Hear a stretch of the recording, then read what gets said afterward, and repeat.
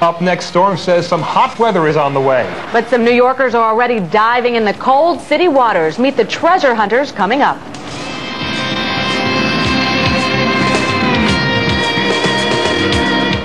Call them treasure hunters. They dive the waters of New York looking for bits of our past. This time of year, it's cold and dangerous work, the kind of diving they don't do at Club Med. The dive boat Heaven is heading out along Brooklyn's shoreline into the past. The folks on board call themselves urban archaeologists. For the past few years, they've been working the waters off Coney Island and Gravesend Bay for pieces of what once was. They dive in waters that are less than pristine to retrieve yesterday's junk, now today's historic artifacts. It isn't always pleasant work. These are the days you bump into things. You know, so some days we get really good visibility, and today maybe the sewer let out. Among the divers' triumphs, a spoon from a Revolutionary War-era ship, HMS Tevenstein, found near Gravesend, along with a nail perhaps from its planking. There are pieces of brass from the last century and lots of glass. Some of it goes back hundreds of years, some of it more recent, but often a surprise. What looks like a beer bottle, for instance, turns out to be a very old Coca-Cola bottle, the real thing. No, it's good. The day we tagged along, they were out on the Verrazano Narrows, diving an old forgotten fort now submerged beneath the bridge.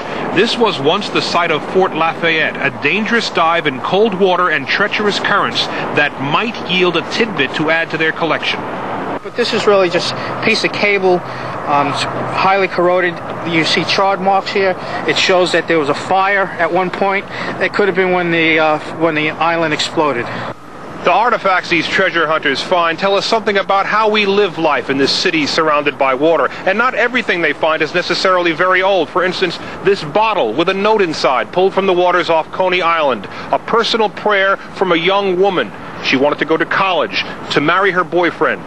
A dream one of us dreamt, perhaps 20 years ago. What do you call this? Anchor. Very good, Chris. Much of what they've found in the waters off Brooklyn is on display this weekend at the New York Aquarium on Coney Island. Artillery shells from the old fort in the Narrows, some live World War I ammo, even a light holder from the old Dreamland Pier at Coney Island. The display is part of a Wonders of Our Local Waters exhibit, a way to make history come alive. That's how you know What we try to do is create an historic context to these artifacts that we bring up. When you find such things as old spoons, bottles, plates, and you kind of imagine how life could have been.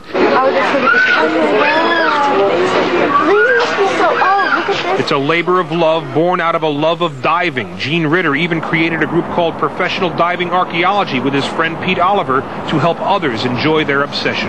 So yeah, it's like going back into history. You're diving into history is what you're doing. You like it? I love it. If you want to see the stuff they've pulled from the water in person, the Wonders of Our Local Waters exhibit resumes at the aquarium on Coney Island tomorrow at 11 a.m. And a word of caution, this is dangerous, complex diving these folks do. Both the men in our story have over 20 years' experience.